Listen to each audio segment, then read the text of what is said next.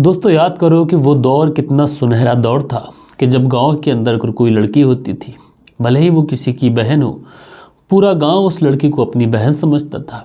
लेकिन दोस्तों आज का दौर कुछ ऐसा आ गया है कि आज के इस दौर में जहां लड़कियां बाहर तो अनसेफ हैं, क्योंकि बाहर कुछ इस तरीके के जो क्राइम करने वाले व्यक्ति हैं, आप लोग देखते हैं कि आए दिन पूरी दुनिया के अंदर से जो रेप के केसेस से उसकी खबरें आती हुई दिखाई पड़ती हैं।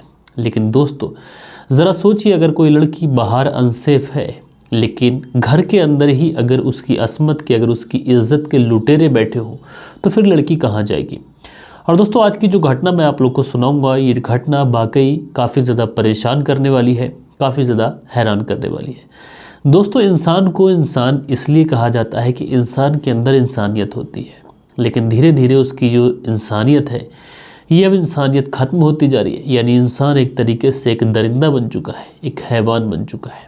और ना इंसान रिश्तों की कदर कर रहा है, ना नातों की कदर कर रहा है, ना वो देख रहा है कि जिसके ऊपर वो हवस मिटा रहा है वो उसका कौन है कौन नहीं है। भले ही इस सब का जो असर है ये कहीं से आया हो, लेकिन ये जो असर लोगों के ऊपर आ रहा है ये इतना ज़्यादा खतरनाक है और इतना ज़्यादा एक तरीके से ऐसा है कि जिसको लफ्ज़ों में बयान करते हुए भी शर्म आती है।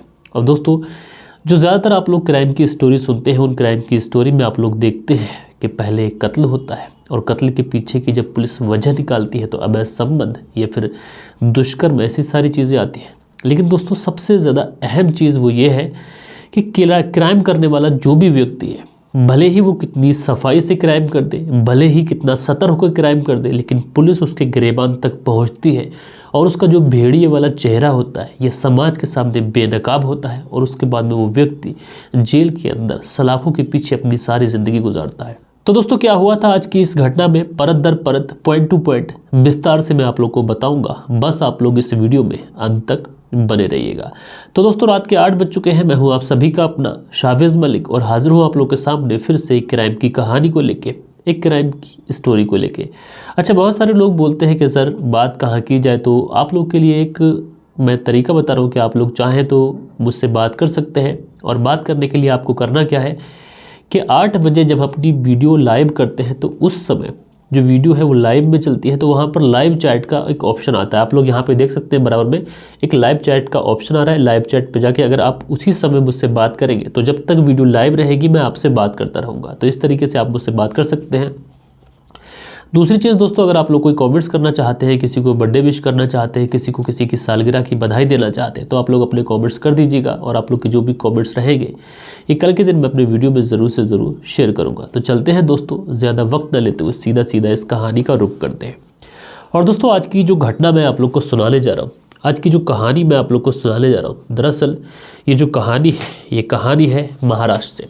और महाराष्ट्र का आप सभी लोगों को पता है कि एक शहर है जो कि काफ़ी ज़्यादा फेमस है और इस शहर का नाम है मुंबई। और मुंबई शहर के अंदर एक इलाका पड़ता है बिकरौली इलाका, और यही की एक सोसाइटी में एक परिवार रहता है। इस परिवार के अंदर एक माँ है और यानी कि एक पत्नी है, एक पति है और उनकी एक 13 साल की मासूम बेटी है।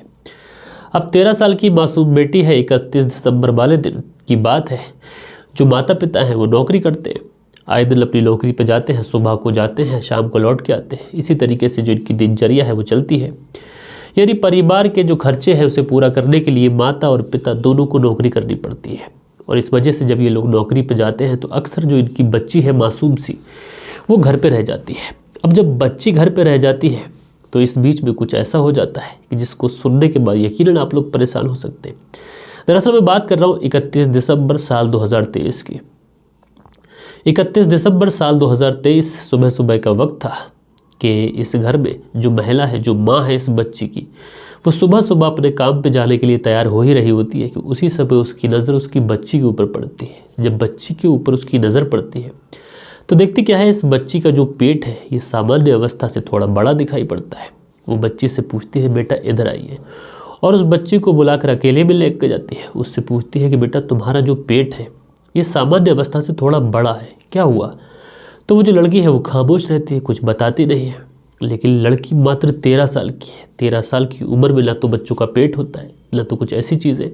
अब ये जो माँ थी ये तुरंत समझ जाती है कि कुछ ना कुछ तो है जो उसकी बच्ची के साथ भी गड़बड़ है। पहले तो उसको ये शक नहीं होता है कि इसकी बच्ची प्रेग्नेंट है या कुछ, लेकिन एक तरीके से उसे अपनी बच्ची के ऊपर, पेट के ऊपर डाउट होता है, तो वो फैसला करती है कि बच्ची तो कुछ बता नहीं रही है, इसके लिए क्यों ना इस बच्ची को हॉस्पिटल लेके जाया जाए, इसका मेडिकल चेकअप कराया जाए। अब ये जो माँ थी, ये 31 दिसंबर वाले दिन ही, यानी एक समय भी गंवाते हुए नहीं, ये महिला तुरंत अपनी 13 साल की बच्ची को लेती है और तुरंत मेडिकल चेकअप के लिए पहुंचती है। और दोस्तों, मेडिकल चेकअप के लिए जब अल्ट्रासाउंड इस लड़की का किया जाता है, जब इसका मेडिकल चेकअप किया जाता है और चेकअप करने के बाद में डॉक्टर जो बताते हैं इस माँ को, उसे सुनने के बाद में ये जो माँ थी, साथ में इसका जो पति भी था यानी लड़की का पिता, इन दोनों के एक तरीके से पांव तले से ज़मीन खिसक जाती है। दरअसल डॉक्टर बताते हैं कि आपकी जो बेटी है, जिसकी उम्र मात्र 13 साल के आसपास है, दरअसल ये 23 सप्ताह की प्रेग्नेंट है, गर्भवती है। 23 सप्ताह यानी कि ऑलमोस्ट 6 महीने के आसपास। अब जब डॉक्टर ये बताते हैं कि तुम्हारी लड़की 6 महीने की गर्भवती है, अब उसके बाद में ये जो माता पिता थे, ये तो वहीं पर बैठ जाते हैं। इनको तो समझ ही नहीं आता है कि उनकी बच्ची के साथ में ये क्या हो गया। अब उसके बाद में ये बच्ची से पूछने की कोशिश करते हैं कि तुम्हारे साथ में क्या हुआ, किसने किया, या फिर तुमने कहाँ पर किसके साथ में सारी चीज़ें की हैं। अब जो लड़की थी, वो लड़की जो कहानी सुनाती है माता पिता को, उसे सुनने के बाद में जो माता पिता होते हैं, उनके भी पांव तले से ज़मीन खिसक जाती है। दरअसल जो इस लड़की का पिता है, उसका ही एक भाई इसी बिकरौली में रहता है और उसके 2 बेटे हैं। एक बेटे की उम्र 22 साल और एक बेटे की उम्र 28 साल है। और ये दोनों लगातार इस लड़की के साथ में दुष्कर्म कर रहे थे। इस तरीके की बात ये लड़की अपने माता पिता को बताती है। अब जैसे ही माता पिता को ये बात बताती है, माता पिता तुरंत आनन फानन में पुलिस स्टेशन जाते हैं और पुलिस स्टेशन जाने के बाद में इस लड़की की जो भी बात थी वो पुलिस वालों को बताते हैं।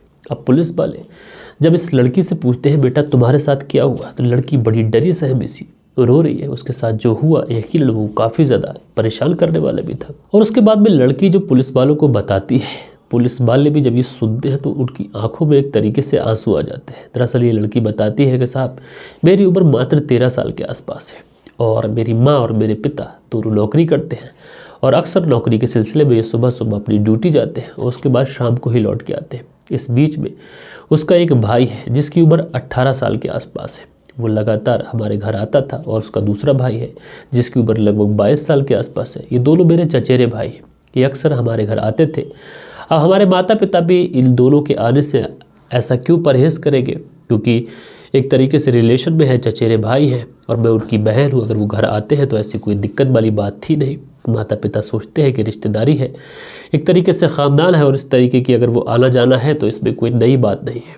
और उसके बाद में जो 18 साल वाला बच्चा होता है, ये इसी जो साल गुजर गया, साल 2023 का मई के महीने में उस लड़की के साथ में एक तरीके से उसको एक तरीके से कन्विंस करने की कोशिश करता है। उस लड़की को गंदे गंदे फ़ोटोज़ दिखाता है, गंदे गंदे वीडियोज़ दिखाता है और उसके बाद में किसी तरीके से बहला कर, फुसला कर, धमकी से या फिर किसी और वजह से ये उस लड़की के साथ में मुंह काला करता है अपनी ही चचेरी बहन के साथ में। अब दोस्तों ज़रा सोचिए कि एक भाई है जो कि चाचा का लड़का है, वही अपनी बहन के साथ में, यानी जो एक तरीके से ताऊ होता है, उसकी बेटी के साथ में इस तरीके का दुष्कर्म करता है मई के महीने में, मई साल 2023। अब ये जो लड़का था, ये लगातार उससे दुष्कर्म करने लगा था, आए दिन उसको ब्लैकमेल करता है या फिर किसी और वजह से। अब उसके बाद में जो दूसरा वाला भाई होता है जिसकी उम्र 22 साल के आसपास है, अब वो भाई था, जब उसको इस बारे में पता चलता है कि उसका छोटा भाई उसकी ही चचेरी बहन के साथ में इस तरीके से कर रहा है, तो वो इसी साल जो महीना आता है अगस्त का, उसी अगस्त के महीने में ये भी उस लड़की को एक तरीके से ब्लैकमेल करता है, एक तरीके से उसका शारीरिक शोषण करता है। उसके बाद में उस लड़की के साथ में रेप करता है। अब ये दोनों भाई थे, लगातार बारी बारी से उस लड़की के साथ में रेप करने लगते हैं, उस लड़की का एक तरीके से शारीरिक शोषण करते रहते हैं। वो लड़की ना तो किसी से कुछ कह पाती है, मात्र 13 साल इसकी उम्र है, डरी सहमी, करे तो करे क्या, जाए तो जाए कहाँ। एक तरफ एक तरीके से परिवार की इज्जत भी है, दूसरी तरफ माता पिता से कहने की हिम्मत भी नहीं, कुछ समझ नहीं आ रहा है। दूसरी तरफ ये दोनों चचेरे भाई थे, ये दरिंदों की तरह उस लड़की के ऊपर आए थे। जब उसके माता पिता बाहर जाते ये उसकी आबरू को लूटते थे। और दोस्तों इसी तरीके से जो समय है लगातार गुजरता रहता है और इसी बीच में ये जो लड़की है ये गर्भवती हो जाती है। अब दोस्तों 13 साल की एक बच्ची है, उसको क्या पता कि प्रेग्नेंट होना या फिर गर्भवती होना क्या होता है। और उसी की वजह से ये समय है जो लगातार गुजरता रहता है और आखिरकार 23 सप्ताह गुजर जाते हैं। लड़की अभी भी गर्भवती है और ये दोनों भाई थे, ये लगातार इसके गर्भवती होने के बावजूद भी इसके साथ में दुष्कर्म कर रहे थे, इसके साथ में रेप कर रहे थे। और इसी के तहत ये 21 दिसंबर साल 2023 को जब माँ सुबह सुबह उठती है और अपने काम पे जाने के लिए तैयार हो ही रही होती है कि उसी समय इसकी नज़र अपनी बेटी के पेट पर पड़ती है। और जैसे ही बेटी के पेट पर नज़र पड़ती है ये माँ तो तुरंत एकदम से चौंक जाती है। उसको लगता है कि शायद उसकी बेटी किसी बीमारी में मुब्तला हो गई है या फिर इसके पेट में कुछ सूजन या फिर ऐसा कुछ आ गया है। लेकिन जब वो उस लड़की से पूछती है तो लड़की कोई जवाब नहीं देती है। जब लड़की जवाब नहीं देती है तो माँ को एक तरीके से डाउट होता है। जब उसको डाउट होता है तो उसके बाद में वो उस लड़की को एक तरीके से मेडिकल चेकअप के लिए लेके जाती है। अब जैसे ही चेकअप होता है तो उसके बाद में ये खुलासा हो जाता है कि जो लड़की है ये 23 सप्ताह की गर्भवती है। उसके बाद में ये लड़की सारी बात बताती है कि किन लोगों ने उसके साथ में दुष्कर्म किया है, किन लोगों ने उसका शारीरिक शोषण किया है। और दोस्तों उसके बाद में जो पहला वाला जो भाई था इसका चचेरा, जिसकी उम्र 18 साल के आसपास थी, जो दूसरा वाला भाई था जिसकी उम्र 22 साल के आसपास थी, इसको उसी 31 दिसंबर साल 2023 को गिरफ्तार कर लिया जाता है। जो दूसरा वाला भाई था इसको जो 31 दिसंबर वाले दिन के बाद में जो 1 तारीख आती है यानी सोमवार वाले दिन इस दूसरे भाई को तब गिरफ्तार किया है। और दोस्तों पुलिस अपनी पूछताछ इनकी पे कर रही है कि आखिर इन दोनों भाइयों ने किस तरीके से इस लड़की के साथ में कृत्य किया है। और जो मेडिकल रिपोर्ट है उस मेडिकल रिपोर्ट को लगाया जाएगा, उसके बाद में ही इस पूरे केस की सुनवाई की जाएगी। और दोस्तों पुलिस जब इन दोनों भाइयों को गिरफ्तार कर लेती है तो उसके बाद में इन दोनों भाइयों के ऊपर धारा 376 2N यानी एक ही महिला के साथ में बार बार रेप करना, बार बार बलात्कार करना, धारा 376 DE 16 साल से कम उम्र की महिला के साथ में सामूहिक बलात्कार, उसके बाद में धारा 354 महिला के साथ में मारपीट या फिर आपराधिक बल प्रयोग, उसके बाद में जो आरोप लगाए गए उसमें शील भंग करने का इरादा, भारतीय दंड संहिता की धारा 354A यौन उत्पीड़न और 506 आपराधिक धमकी, और उसके बाद में धारा 5L एक बच्चे पर एक से अधिक बार या बार बार यौन हमला, और पॉक्सो एक्ट में भी जो है मुकदमा दर्ज किया जाता है। अब उसके बाद में इस पूरे केस की जो है पुलिस छानबीन करेगी और जिस तरीके के सबूत इन दोनों आरोपियों के ऊपर तय होते हैं उसके हिसाब से इन दोनों आरोपियों को सज़ा दी जाएगी। लेकिन दोस्तों सबसे बड़ा सवाल ये है कि भले ही इन दोनों आरोपियों को जेल हो जाए, भले ही इन दोनों आरोपियों को फांसी हो जाए, भले ही ये दोनों आरोपी छूट जाएं, लेकिन ये जो मानसिकता है आखिर ये मानसिकता आ कहाँ से रही है? क्या गलत तरीके के फ़ोटोज़, गलत तरीके की वीडियोस जो सोशल मीडिया पर जो यूरोपीय मुल्कों से आई है, हालांकि इस तरीके की वीडियोस को एक तरीके से हमारी भारत सरकार ने बहुत अच्छी पहल दिखाकर इन गंदी वीडियोस की जो साइट्स हैं उनको ब्लॉक किया है, लेकिन उसके बावजूद भी जो कुछ लोग हैं वो इन साइट्स पर विजिट करते हैं और इस तरीके की मूवीज़ देखते हैं, जिसकी वजह से उनके दिमाग में ये मानसिकता बनती है कि किसी तरीके से जो है किसी भी रिश्ते पर वो हमला कर देते हैं, किसी भी लड़की के साथ में रेप कर लेते हैं। और दोस्तों इस तरीके की जो मानसिकता है, जब ये मानसिकता खत्म होगी तभी इस प्रकार का जो क्राइम है वो खत्म हो पाएगा। और दोस्तों आप लोग इस पूरी घटना के बारे में क्या कहना चाहते हैं? आप लोग अपनी राय नीचे कमेंट्स बॉक्स में ज़रूर से ज़रूर दीजिएगा। और कल के दिन जिन लोगों ने भी कमेंट्स किए थे अब वक्त होता है कि उन लोगों के कमेंट्स पढ़े जाएं। सो दोस्तों हमारे वीडियोस पे जो कल के दिन कमेंट्स आए हैं इसमें पहला जो कमेंट्स है ये राम धीरज है। ये लिखते हैं सर जी नमस्कार, मेरा नाम लेने के लिए बहुत बहुत धन्यवाद। राम धीरज मौर्य, रायबरेली यूपी का रहने वाला हूँ और सर जी आपकी कहानी जो है वो मैं बिना सुने रह नहीं पाता हूँ। उसके बाद में AS 617 है अनिल सालुंख जी, गुड नाइट लिखते हैं शावेद जी, टेक केयर, तो भाई आपका धन्यवाद। उसके बाद में अर्न कॉमेडी है, लिखते हैं सर मेरा नाम मोहम्मद जाकिर हुसैन है, मैं आसाम के जो करीमगंज डिस्ट्रिक्ट है उसका विलेज है डेफोलाला, वहाँ से हमारी कहानी देखते हैं, मुझे बहुत बहुत अच्छा लगता है, ख़ास बात यह है कि आपकी आवाज़ बहुत अच्छी है, तो भाई आपका बहुत बहुत धन्यवाद। उसके बाद में फुरकान मलिक जी है, लिखते हैं अस्सलाम वालेकुम सर, आपकी वॉइस बहुत प्यारी है, आपका कहानी बताने का जो अंदाज़ है ये भी काफ़ी अच्छा है, हम लोग कुवैत से आपकी वीडियोस को जो है एक तरीके से देखते हैं और आपकी कहानी का वेट करते हैं, तो भाई धन्यवाद। उसके बाद में इंडियन बॉयज़ है, ये लिखते हैं वी कांट वी जजमेंट, शायद लड़के ने उस लड़की को कुछ गलत करते देखा हो या कुछ भी हो सकता है, तो भाई आपका धन्यवाद कि आपने प्यारा सा कमेंट्स किया। उसके बाद में जो अगला कमेंट्स है ये राजू दबंग करके है, ये लिखते हैं सर आपकी आवाज़ में कहानी अच्छी लगती है, इंशाल्लाह बहुत आप आगे जाओगे, तो भाई आपका धन्यवाद। उसके बाद में सुबोध कुमार जी है, लिखते हैं nice treatment given by girl for lesson to others, तो सुबोध कुमार जी आपका धन्यवाद कि आपने प्यारा सा अपना व्यू रखा। उसके बाद में MD ज़मीर है, लिखते हैं साबिज भाई अल्हम्दुलिल्लाह सुकाकार है, अल्लाह आप को सेहत अता फरमाए, तो MD ज़मीर जी आपका धन्यवाद। उसके बाद में ज्ञान सिंह जी हैं, लिखते हैं मलिक साहब आपका आभारी हूँ जो आपने मेरे बेटे का जन्मदिन को विश किया, तो ज्ञान सिंह जी आपका बहुत बहुत धन्यवाद कि आप लगातार हमारे साथ में जुड़े हुए हैं। और एक तरीके से मैंने आप लोगों से बोल के रखा, अगर किसी का जन्मदिन है और आप चाहते हैं कि मैं उनको विश कर दूं अपने व्यूवर्स की तरफ से, तो आप लोग कमेंट्स कर दीजिएगा। उसके बाद में रविंद्र हैं, लिखते हैं सर ये मुंबई हत्याकांड हुआ है, ड्राइवर का स्वयं बाजार में जो है वो काट दिया गया है, इस पर थोड़ा सा न्यूज़ डालिए। अच्छा, इस स्टोरी को मैं आज के दिन देखता हूँ और अगर मुझे मिलती है तो कल के दिन मैं आपको सुनाऊँगा। उसके बाद में जो अगला कमेंट्स है ये मोहम्मद रियाज का है, लिखते हैं वेरी गुड स्टोरी सर जी, तो मोहम्मद रियाज थैंक यू। उसके बाद कुंदन पाल जी है, लिखते हैं गुड नाइट सर, तो गुड नाइट भाई।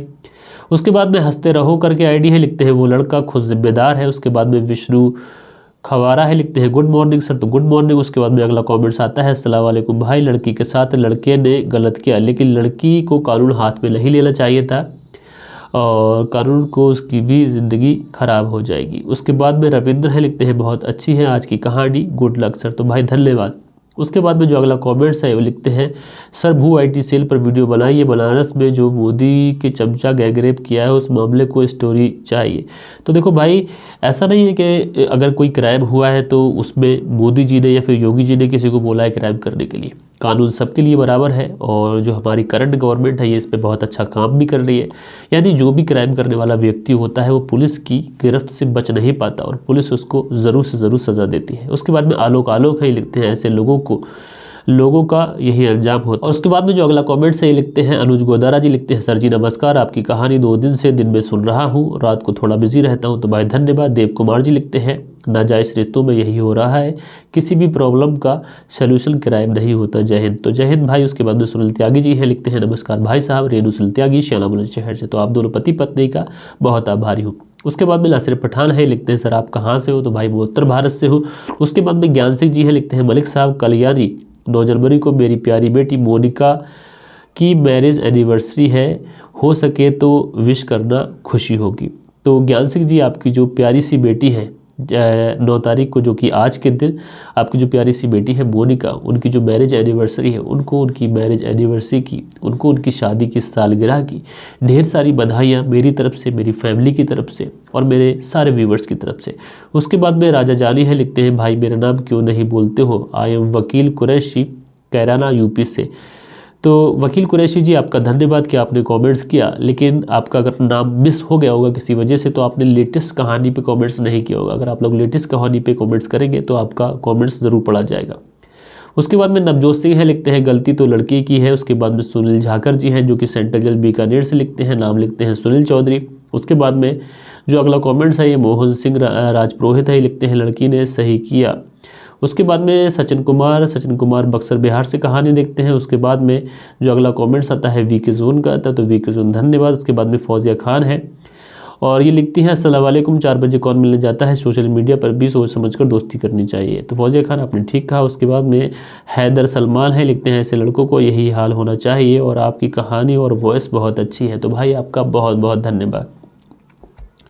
तो दोस्तों ये कुछ प्यारे प्यारे कमेंट्स थे जो कल के दिन आप लोगों ने किए थे। आशा करता हूँ आज की ये जो कहानी है ये भी आप लोगों को पसंद आई होगी। और दोस्तों इस तरीके की जो कहानी है, जो क्राइम स्टोरीज़ हैं, वो आप लोगों तक पहुंचाना, एक तरीके से किसी का दिल दुखाना हमारा मतलब नहीं होता है, बल्कि एक तरीके से समाज को जागरूक करना कि भले ही इंसान जो क्राइम कर ले वो कितनी ही ज़्यादा सतर्क होकर कर ले, कितनी ज़्यादा चालाकी से कर ले, लेकिन पुलिस उस कातिल तक, उसके गिरेबान तक पहुंचती ज़रूर है। और जब उसके गिरेबान तक पुलिस पहुंचती है तो उसकी बदनामी पूरे समाज में होती है और उसके बाद में वो अपनी पूरी ज़िंदगी सलाखों के पीछे गुजारता है। तो एक तरीके से इंसान को चाहिए कि वो क्राइम का रास्ता छोड़कर अपने परिवार के हित में जो हो वो करे और अपने जो समाज के हित में हो वो करे, जो देश हित में हो वो करे। यानी वो चीज़ें इंसान को करना चाहिए कि जिससे समाज में ना उसे शर्मिंदगी उठानी पड़े और ना उसे समाज में एक तरीके से सर झुकाकर जीना पड़े। तो दोस्तों मिलते हैं कल के दिन किसी और क्राइम स्टोरी के साथ में। जब तक के लिए अपना ख्याल रखिएगा, देश का ख्याल रखिएगा। जय हिंद, जय भारत।